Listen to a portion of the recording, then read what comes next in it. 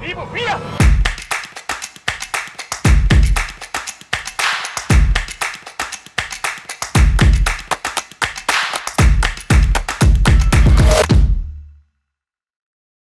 지난 한 달을 뜨겁게 달궜던 스텔라 블레이드. 저는 현재까지 3회차를 플레이하고 3가지 엔딩을 모두 보았습니다. 수직 요소인 캔은 물론이며 의상도 일부를 제외하고는 거의 다 모았고요. 서브 퀘스트도 전부 완료하고 플래티넘 트로피도 획득했습니다. 그만큼 정말 재밌게 즐겼습니다. 오늘은 정식 리뷰는 아니고 가볍게 게임 노트라는 제목으로 준비했습니다. 이 영상을 제작한 이유는 첫 번째로 지난 정식 리뷰에서 잘못된 내용을 수정 보완하는 목적이 있고요. 그리고 두 번째로는 다회차를 하면서 느꼈던 점을 가볍게 이야기하면서 세 번째로는 최근 업데이트 소식에 대한 정보를 공유하고자 제작했습니다. 그리고 본 영상은 스포일러를 가득 포함하고 있으니 시청에 유의하시기 바랍니다. 자, 그럼 본론으로 빠르게 넘어가겠습니다. 첫 번째는 오류에 대한 정정입니다. 지난 리뷰 영상의 초반부에서 제가 출시 하루 만에 100만 장을 판매하는 기염을 토하며 라는 표현을 사용했죠. 정정하겠습니다. 이는 사실이 아닙니다. 오피셜로 알려진 내용이 아니라 누군가의 뇌피셜 또는 추정치 정도로 생각할 수 있겠습니다. 현재 영상을 제작하고 있는 5월 넷째 주 기준으로도 아직까지 판매량에 대한 정확한 수치는 공개되지 않았습니다.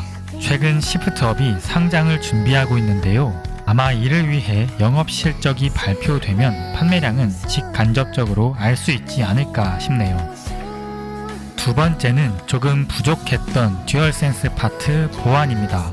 제가 듀얼센스 파트에서 햅틱 피드백 경험은 굉장했다고 이야기하면서도 어댑티브 트리거에 대한 경험은 부족했다고 이야기했습니다. 이건 제가 1회차를 메인 위주로 진행하면서 드론총을 많이 쓰지 않았기 때문인데요. 특히 샷건만 몇 번 써보더라도 트리거 장력이 강력하게 느껴지는데 말입니다. 그리고 1회차에서 낚시도 제대로 하지 못했기 때문에 이 내용은 조금 아쉬운 리뷰라고 할 수 있겠습니다. 제가 2회차는 수집을 목적으로 진행해서 낚시도 열심히 했는데요. 와, 낚시 손맛이 정말 죽여주더라고요. 몇 시간 동안 낚시만 해도 재밌었습니다. 낚시에서도 햅틱 피드백은 물론 어댑티브 트리거까지 아주 제대로 손맛을 느낄 수 있었습니다. 이렇게 지난 정식 리뷰에서 다양한 피드백을 주신 모든 분들께 감사의 말씀을 드립니다. 리뷰 정정 또는 아쉬운 내용에 대한 피드백은 언제나 환영입니다.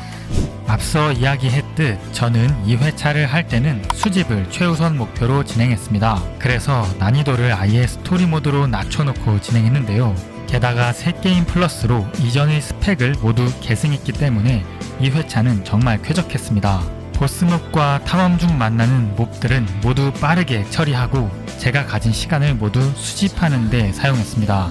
그 덕분에 1회차랑은 완전히 다른 게임을 하는 느낌이었습니다. 1회차 때 제가 옷이 10벌도 채 안 되었는데 2회차부터는 옷이 너무 많아져서 제대로 입어보지 못한 것도 많고 지역을 옮길 때마다 옷을 갈아입으면서 하느라 정말 정신이 없었습니다.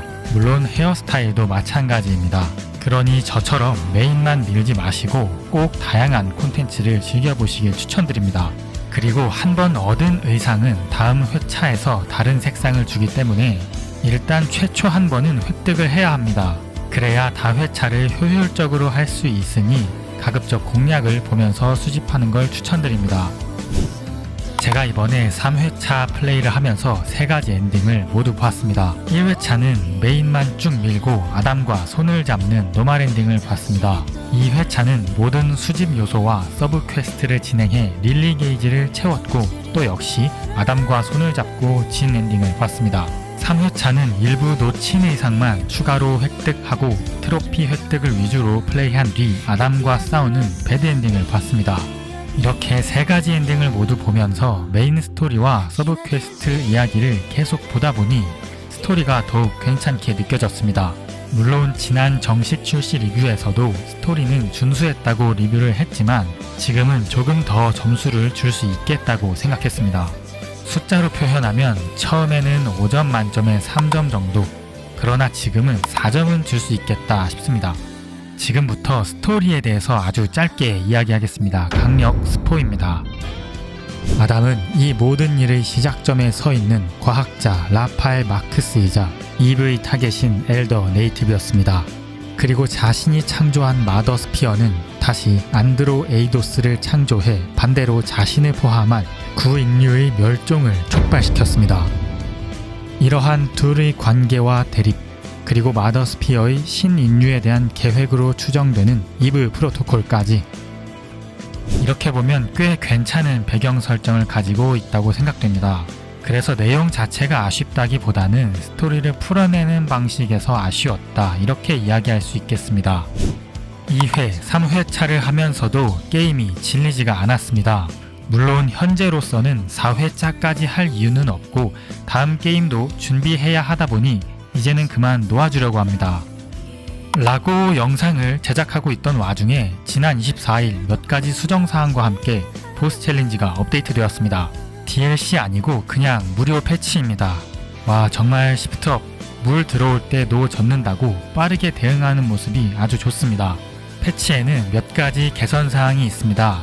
버그픽스, 원거리 공격 후 자동 로곤, 퍼즐 제한시간 소폭 증가, 나침반 표시 옵션 제공 등의 갓 패치와 함께 신규 모드인 보스 챌린지, 그리고 신규 나노슈트가 추가되었습니다. 아니, 신규 나노슈트가 무료 패치라니 시프트업 다시 한번 칭찬합니다. 새롭게 추가된 나노슈트는 총 5개입니다. 우선 보스 챌린지 클리어 보상인 뉴로링크 나노슈트, 그리고 그냥 접속만 해도 제공되는 쿠노이치 나노슈트 2가지, 거기에 록스안느 상점에 새롭게 추가된 의상인 미드서머 나노슈트 2가지입니다. 이는 록스안느 호감도 3레벨 달성 시 구매 가능합니다. 참고로 저처럼 엔딩을 보고 그 상태에서 게임을 종료하신 분들은 이번에 신규로 추가된 록스안느 상점의 의상을 얻으려면 록스안느를 만날 방법이 없기 때문에 어쩔 수 없이 다음 회차를 플레이해야 합니다. 아무튼 이렇게 빠르게 신규 콘텐츠를 제공하는 모습에 칭찬하지 않을 수가 없는 시프트업입니다. 참고로 저 광고 안 받았고요. 그런 수준의 채널도 안 됩니다.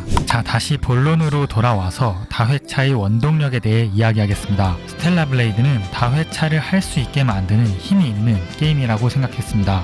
사람들이 많이 하는 말이 있더라고요. 그냥 켜놓기만 해도 재밌다. 진짜 웃긴 말인데 굉장히 공감하는 말입니다. 지난 리뷰에서도 이야기했지만 스텔라 블레이드는 PC 사상을 정면 돌파하는 게임입니다. 그만큼 이브를 포함한 모든 캐릭터는 예쁘고 멋지고 아름답습니다. 그래서 그냥 게임을 켜놓기만 해도 즐겁다는 말이 나오는 거죠. 이게 가장 큰, 가장 원초적인 다회차의 원동력이라고 생각을 합니다. 그 외에도 수집 요소와 엔딩에 변수를 두면서 회차 플레이를 유도하기 때문이다, 이렇게 생각하고 있습니다. 저는 스텔라 블레이드를 하면서 처음으로 플래티넘 트로피를 획득했습니다. 제가 다회차는 물론이고 수집 요소도 좋아하지 않아서 트로피에는 관심이 없는 게이머입니다. 그럼에도 불구하고 스텔라 블레이드는 수집을 하고 싶게 만들었고 다른 엔딩을 보고 싶게 만들었습니다. 오늘 영상 게임 노트에서도 아쉬운 점은 살짝만 짚어보겠습니다. 지금까지 계속 칭찬만 했으니까 이 정도는 괜찮겠죠?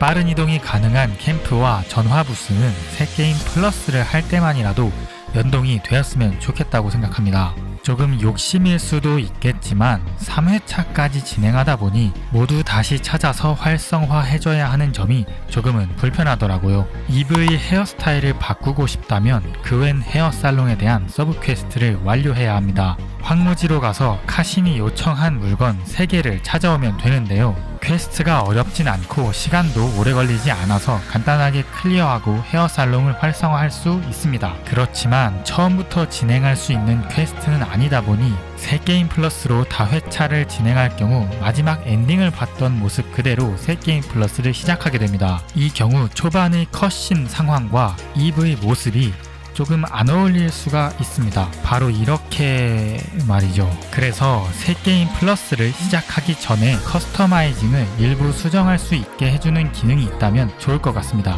다들 아시겠지만 황무지도 그렇고 대사막도 그렇고 대부분 황색의 모래를 배경으로 하고 있어 굉장히 비슷한 느낌을 줍니다. 물론 사막과 황무지의 사전적 정의가 다르다는 점은 알고 있습니다. 스텔라 블레이드에서 두 지역이 분명히 동일하지 비슷하진 않더라도 시각적인 측면에서 굉장히 비슷한 느낌을 주고 있습니다. 물론 마더스피어의 콜로니 폴로 인해 폐허가 된 지구이므로 당연히 대부분의 환경이 황무지나 사막화되는 것이 설정상 맞는 이야기겠지요. 하지만 그럼에도 다양한 색채를 보여줄 수 있는 또 다른 지역을 구현해줬다면 어땠을까 하는 약간의 아쉬움이 있기는 합니다. 이 외에 아쉬운 점에 대해서는 이미 지난 정식 출시 리뷰에서 모두 이야기한 것 같으니 이만 마무리하겠습니다. 스텔라 블레이드를 즐겼던 지난 한 달 정말 하얗게 불태웠던 것 같습니다. 이번에 추가된 보스 챌린지까지만 즐기고 당분간은 스텔라 블레이드를 놓아줘야겠습니다. 아직 어떻게 될지는 모르지만 DLC가 나온다고 하면 그때 다시 플레이하게 될 것 같네요. 여러분은 현재까지 스텔라 블레이드를 어떻게 즐기고 계시는지 댓글로 자유롭게 의견을 남겨주시면 좋겠습니다. 그럼 오늘 영상은 여기서 마무리하겠습니다. 오늘도 시청해주셔서 감사합니다. 다른 영상으로 돌아오겠습니다.